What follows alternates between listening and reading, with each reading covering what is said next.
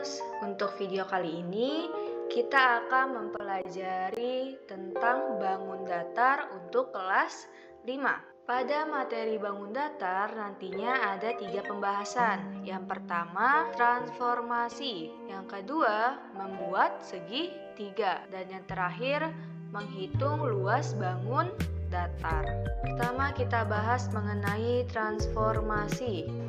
Pada transformasi bangun datar ini terdapat 3 bagian. Yang pertama ada memutar, yang kedua ada mencerminkan, dan yang ketiga ada pergeseran.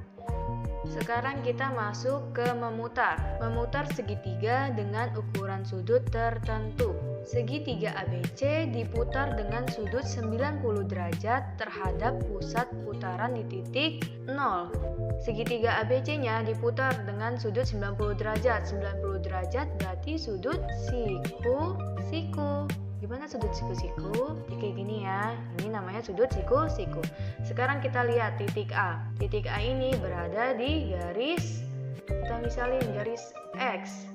Berarti titik A ini berada di garis X. Kalau diputar, berarti kan 90 derajat itu sudutnya di sini. Berarti nanti titik A ini hasil putarannya ada di titik di garis Y. Nah, kalau 90 derajat berarti kan di sini dia. Nah, dari 0 ke A itu berarti dia 2 kali.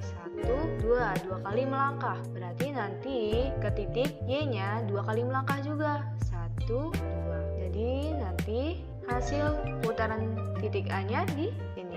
Kita misalin titik D. Kemudian kita putar titik B-nya. Sama seperti titik A, dia berada di garis X. Berarti nanti hasilnya ada di garis Y. Sekarang kita hitung dari 0 ke titik B. Berapa kali melangkah? 1, 2, 3, 4, 5, 6, 7, 8. Berarti nanti dari titik 0 ke garis Y itu 8 melangkah juga, 8 kali melangkah. 1, 2, 3, 4, 5, 6, 7, 8. Berarti nanti hasil putaran titik B ada di sini. Kita misalin titik E, kemudian kita putar titik C.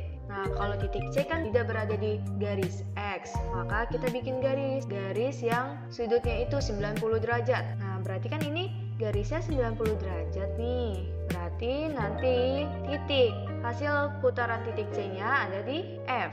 Dari 0 ke C ini ke titik C itu panjangnya harus sama kayak garis dari titik 0 ke titik F. Nah, udah ketemu nih titik D, E, dan F. Kita gabungkan titik-titiknya dengan garis. Jadi deh gambarnya. Jadi hasil perputaran segitiga ABC dengan sudut 90 derajat terhadap pusat putaran di titik O itu adalah segitiga DEF. Coba kita perhatikan. Besar sudut AOD itu 90 derajat. AOD itu 90 derajat di sini. Kemudian besar sudut BOE itu 90 derajat sama di sini. Kemudian besar sudut COF.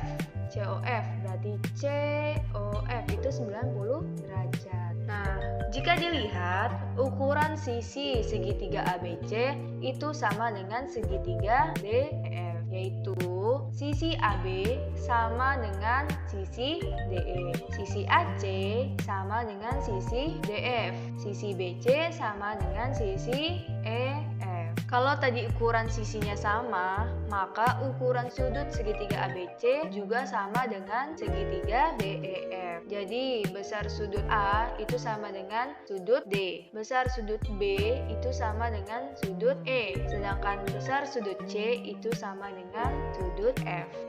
Setelah perputaran, kita masuk ke mencerminkan segitiga terhadap suatu garis. Misal segitiga ABC dicerminkan terhadap suatu garis. Nih, kita cerminkan. Hasil pencerminannya adalah titik D. Hasil pencerminan dari titik A itu titik D. Coba kita hitung dulu. Dari cermin ke titik A-nya itu berapa kali melangkah? 7 kali melangkah. Berarti dari cermin ke titik D itu harus 7 kali melangkah. Maka garis AD itu tegak lurus dengan cermin dan OA sama dengan OD. D. Kemudian kita cerminkan titik B. Hasil pencerminannya adalah titik E. Sekarang kita hitung. Dari cermin ke titik B itu berapa kali melangkah? Berarti dari cermin ke titik E nanti 8 kali melangkah. Maka garis BE itu tegak lurus dengan cermin dan panjang QB sama dengan panjang QE. Sekarang kita cerminkan titik C-nya.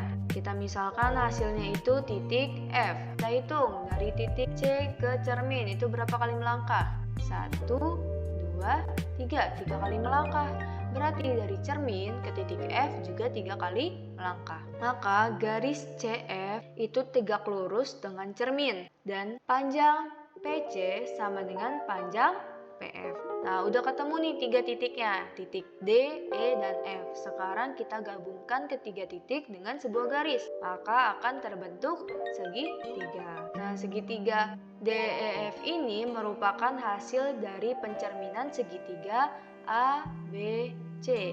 Ukuran sisi segitiga ABC itu sama dengan ukuran segitiga DEF. Panjang AB sama dengan panjang DE. Panjang AC sama dengan panjang DF. Panjang BC sama dengan panjang EF. Kalau tadi ukuran sisinya sama panjang, maka ukuran sudutnya juga sama besar. Sudut ABC sama dengan sudut DEF. Besar sudut CAB sama dengan besar sudut FDE. Dan besar sudut BCA sama dengan besar sudut EFD.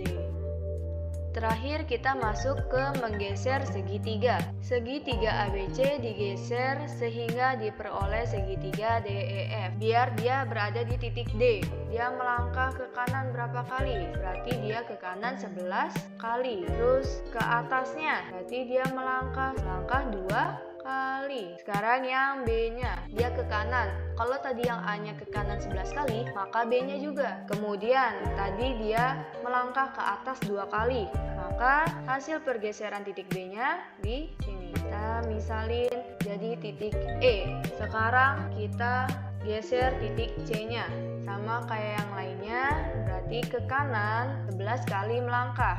Ke atasnya 2 kali. Titiknya di sini. Kita misalin titiknya titik F. Udah ketemu nih titik DEF-nya. Sekarang kita gabungkan titiknya dengan sebuah garis. Maka terbentuklah segitiga DEF. Jadi segitiga ABC-nya ini digeser sehingga diperoleh segitiga DEF. Nah, untuk ukuran sisi segitiga ABC itu sama dengan segitiga DEF dengan panjang AB sama dengan DE, kemudian AC sama dengan DF, dan BC sama dengan EF. Ukuran sisinya tadi sama panjang, maka ukuran sudutnya juga sama besar. Sudut ABC itu sama dengan sudut DEF, kemudian sudut CAB itu sama dengan sudut FDE, dan yang terakhir sudut BCA sama dengan sudut EFD. Maka dari 3 penjelasan sebelumnya dapat disimpulkan dua segitiga yang semua sisi bersesuaiannya sama panjang dan sudut yang bersesuaiannya sama besar disebut segitiga kongruen. Sekarang kita masuk ke contoh pertama. Segitiga ABC diputar 90 derajat berlawanan arah jarum jam dengan pusat putaran di titik 0 sehingga terbentuk segitiga DEF. Oke, sekarang kita mulai dari memutar titik A-nya dulu. Titik A-nya berada di garis X. Berarti nanti hasilnya berada di garis Y. Dari titik 0 ini ke titik A berarti berapa kali melangkah? 4 kali melangkah. Hasil putarannya 4 kali melangkah juga. Kita misalin titik D. Kemudian tadi titik A, sekarang kita putar titik B. Karena titik B ini tidak berada di garis X, maka kita buat garis yang siku-siku atau dengan sudut 90 derajat. Berarti ini 90 derajat. Panjang kedua garisnya juga harus sama. Jadi ini adalah hasil dari perputaran titik B. Kita misalin itu titik E. Sekarang kita putar titik C. Sama seperti titik B, dia tidak berada di garis X. Maka kita buat dua buah garis yang membentuk sudut 90 derajat atau sudut siku-siku. Berarti ini membentuk sudut siku-siku. Kedua garis juga harus memiliki panjang yang sama. Kita misalin jadi titik F. Nah, sekarang udah ketemu nih 3 buah titiknya. Kita gabungkan 3 buah titiknya dengan garis. Maka terbentuk segitiga DEF.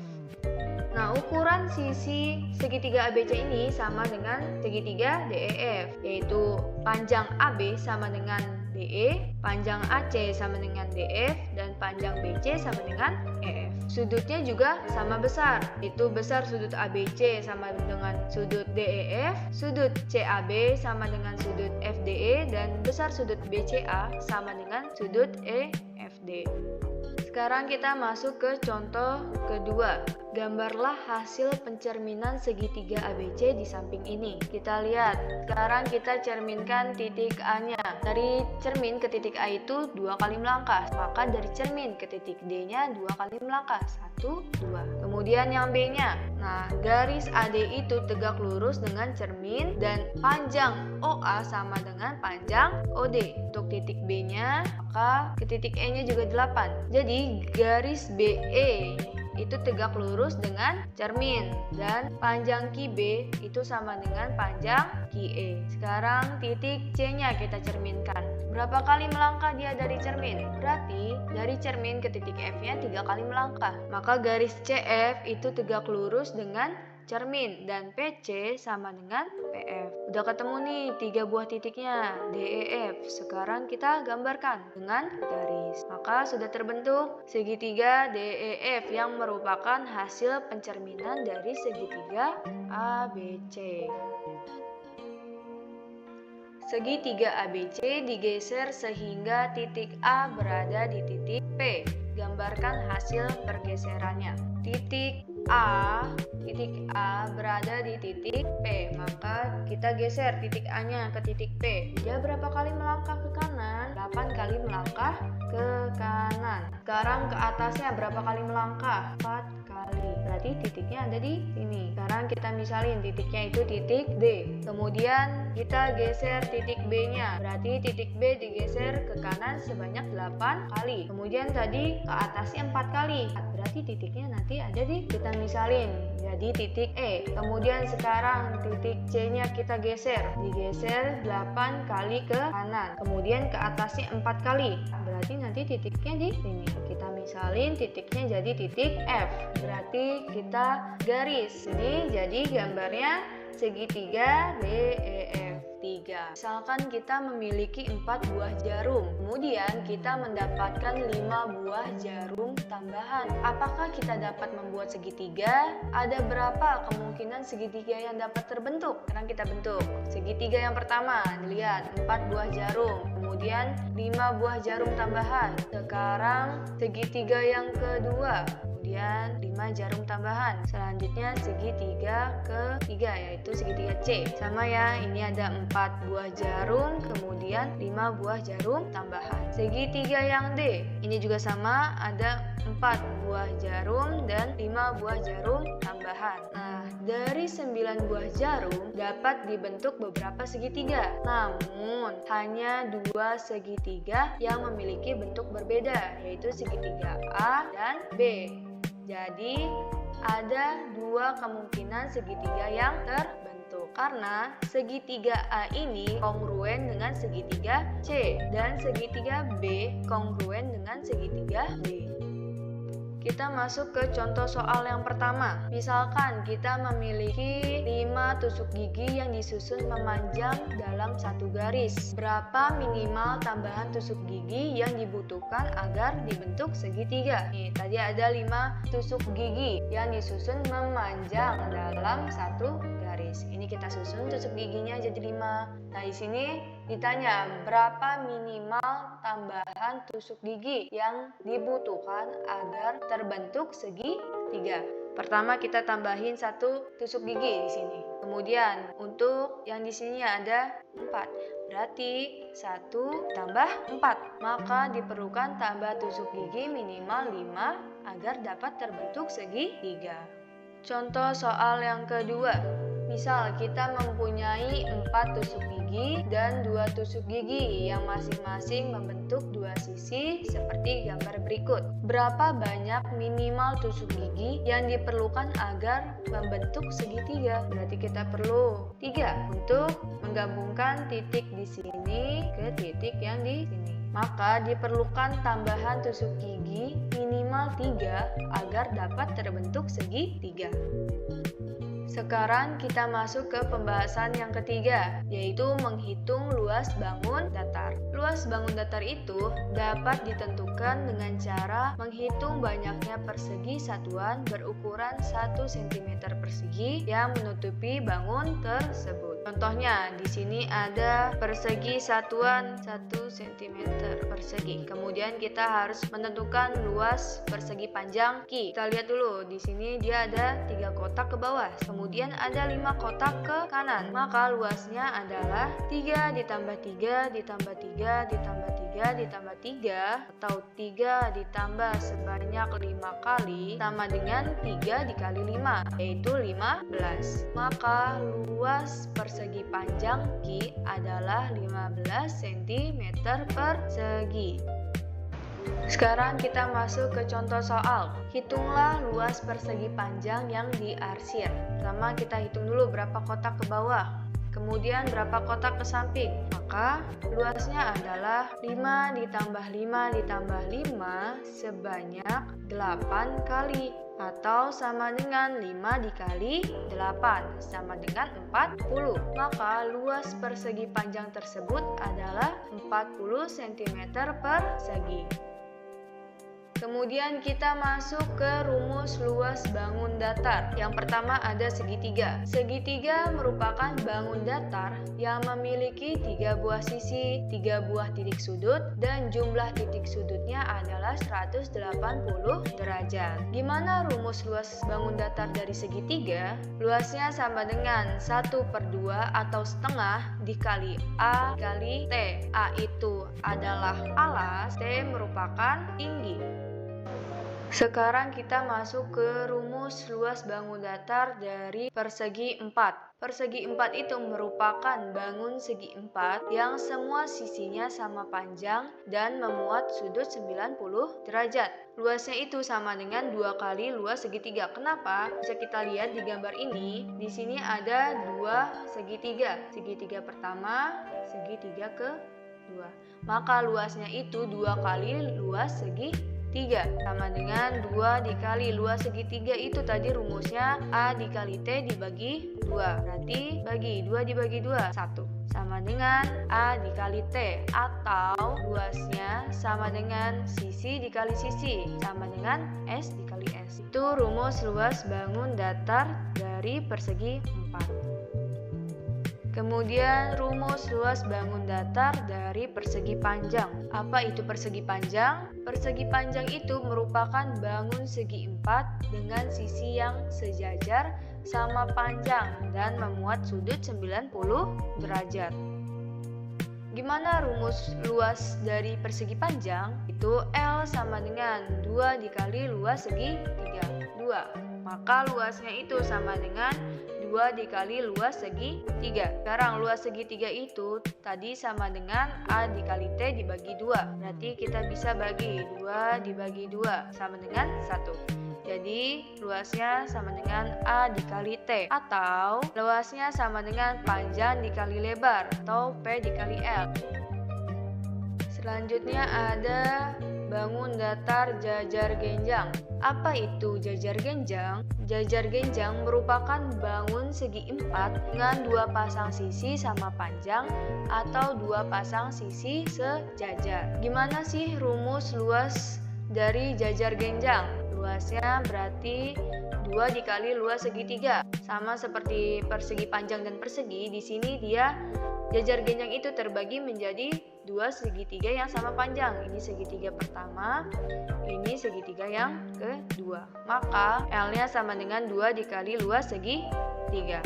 Luas segitiga tadi sama dengan A dikali T dibagi 2. Nah, 2 dibagi 2 sama dengan 1. Jadinya luasnya sama dengan A dikali T atau alas dikali tinggi. Selanjutnya ada rumus luas trapesium. Apa itu trapesium? Trapesium merupakan bangun segi 4 dengan satu pasang sisi sejajar. Gimana rumusnya? Di sini ada dua segitiga. Gimana rumus luasnya? Luas sama dengan jumlah luas kedua segitiga. Berarti luasnya sama dengan A dikali T per 2 ditambah B dikali T per 2. Ini untuk segitiga yang pertama, yang ini untuk segitiga yang kedua. Maka sama dengan A ditambah B dikali T dibagi 2. Jadi luasnya sama dengan 1 per 2 atau setengah dikali jumlah sisi sejajar dikali T. Jumlah sisi sejajarnya itu sisi A dan sisi B. Ini merupakan sisi sejajarnya. Jadi luasnya sama dengan setengah dikali jumlah sisi sejajar dikali T. Sekarang kita masuk ke rumus luas layang-layang. Apa itu bangun datar layang-layang? Bangun datar layang-layang merupakan bangun segi 4 yang diagonalnya saling tegak lurus dan satu diagonalnya terbagi 2 sama panjang. Luasnya sama dengan 2 dikali luas segitiga. Kenapa? Karena di sini terdapat dua segitiga pertama dan segitiga kedua. Tadi luas segitiganya itu sama dengan A dikali T dibagi 2. Nah, 2-nya kita bagi 2, jadinya 1 sama dengan A dikali T. Maka luas layang-layangnya itu sama dengan diagonal 1 dikali setengah dikali diagonal 2 sama dengan setengah dikali diagonal 1 dikali diagonal 2. Dengan D1 itu diagonal pertama dan D2-nya diagonal kedua. Jadi luasnya sama dengan setengah dikali D1 dikali D2. Selanjutnya ada rumus luas dari belah ketupat. Belah ketupat itu merupakan bangun segi 4 yang diagonalnya saling tegak lurus dan kedua diagonalnya terbagi 2 sama panjang. Kalau tadi di layang-layang itu satu diagonalnya terbagi 2, maka kalau di belah ketupat kedua diagonalnya yang terbagi 2 sama panjang. Bagaimana luas dari layang-layang? Luasnya sama dengan 2 dikali luas segitiga. Kenapa 2 dikali luas segitiga? Karena di sini terbentuk menjadi dua segitiga. Segitiga pertama dan segitiga kedua. Segitiga ini memiliki besar yang sama. Makanya nanti luas dari belah ketupat itu sama dengan 2 dikali luas segitiga. Sekarang luas segitiga itu tadi A dikali T dibagi 2. Berarti 2 dibagi 2 sama dengan 1. Maka luasnya sama dengan A dikali T. Atau luas belah ketupat sama dengan D1 dikali 1 per 2 dikali D2. Sama dengan setengah dikali D1 dikali D2. Dengan D1 sama dengan diagonal pertama. Dan D2 sama dengan diagonal kedua. Jadi luasnya adalah setengah dikali D1 dikali D2. Kita masuk ke contoh soal 1. Itu menentukan luas dari bangun datar segi 3. Di sini dilihat dari gambar berarti T-nya sama dengan 5 dan A-nya sama dengan 10. Setengah dikali A dikali T. Berarti sama dengan 1 per 2 dikali alasnya A-nya tadi 10 dan T-nya sama dengan 5. 10 dikali 5 berarti 50 per 2. 50 dibagi 2 sama dengan 25 cm persegi. Kemudian contoh soal kedua. Kita menentukan luas persegi 4 dari gambar ini. Berarti ini merupakan sisinya sama dengan 4. Tadi rumus luas persegi itu adalah sisi dikali sisi. Berarti sama dengan 4 dikali 4, yaitu 16. Selanjutnya contoh soal ketiga, yaitu menentukan luas persegi panjang dari gambar ini.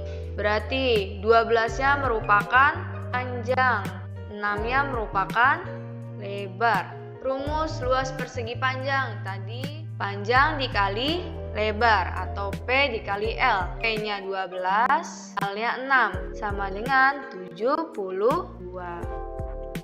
Selanjutnya contoh soal keempat. Di sini kita disuruh menentukan luas dari jajar genjang.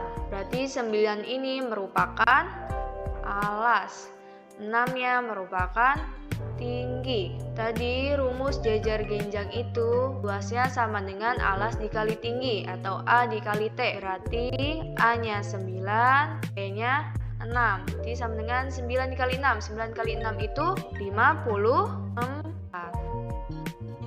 Selanjutnya ada contoh soal 5. Di sini kita disuruh menentukan luas bangun trapesium di samping. Rumus luas trapesium tadi sama dengan 1/2 dikali jumlah sisi sejajar dikali tinggi. Sisi sejajarnya berarti 10 dan 6. 10-nya itu A, 6-nya itu B, dan 7-nya itu merupakan tinggi. Maka luasnya sama dengan 1/2 dikali A ditambah B dikali T sama dengan 1/2 dikali A-nya itu 10, B-nya itu 6 dikali tingginya itu 7 sama dengan 1/2 dikali 10 tambah 6 itu 16 dikali 7 sama dengan 16 dibagi 2 itu 8. Maka 8 dikali 7. Berapa 8 dikali 7? Betul, 8 dikali 7 itu 56.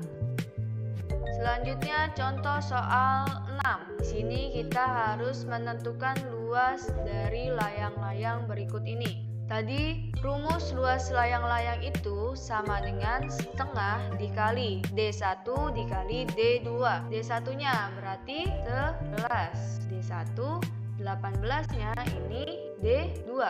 Maka 1/2 dikali D1-nya 11 dikali D2-nya 18. 18 bisa tidak dibagi 2? Bisa, hasilnya 9. Jadinya 11 dikali 9. Luasnya sama dengan 99. Sekarang kita masuk ke contoh soal 7. Di sini kita harus menentukan luas dari belah ketupat. Rumus dari belah ketupat itu setengah dikali D1 dikali D2. D1-nya berarti tadi 17, D2-nya itu 12. Jadi luasnya sama dengan 1/2 dikali D1-nya 17 dikali D2-nya 12. 17 dibagi 2 bisa nggak? Nggak ya. Kalau 12 dibagi 2 bisa nggak? Bisa. Hasilnya 6. Jadinya 17 dikali 6. Berapa 17 dikali 6? 102. Selanjutnya di sini ada latihan soal yang harus adik-adik kerjakan. Dikerjakannya dengan benar ya. Latihan soal yang pertama. Di sini ada 4 batang korek api yang disusun mendatar dalam satu garis. Maka banyak tambahan korek api paling sedikit agar dapat membentuk segitiga adalah berapa batang? A. 4 batang, B. 5 batang, C. 6 batang, dan D. 7 batang. Yang mana yang benar? Selanjutnya latihan soal yang kedua. Kalian diminta untuk mencari luas persegi panjang di samping. Berapa persegi satuan? A. 4, B. 6, C. 12, D. 24. Selanjutnya latihan soal yang ketiga. Kalian harus mencari luas segitiga dari gambar berikut ini. Mana yang benar? Selanjutnya latihan soal yang keempat. Kalian disuruh mencari luas bangun trapesium.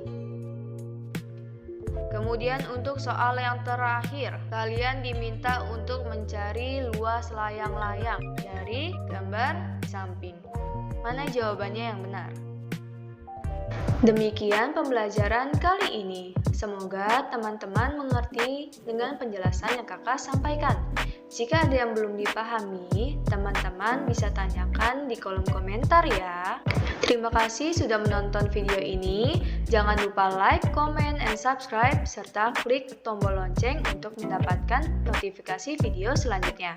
Follow juga sosial media kita ya, di Instagram @rumahbelajarjenio, @kakakjenio, dan follow juga TikTok kita untuk mendapatkan tips and tricks cara mengerjakan soal dengan mudah. Sampai jumpa di video selanjutnya.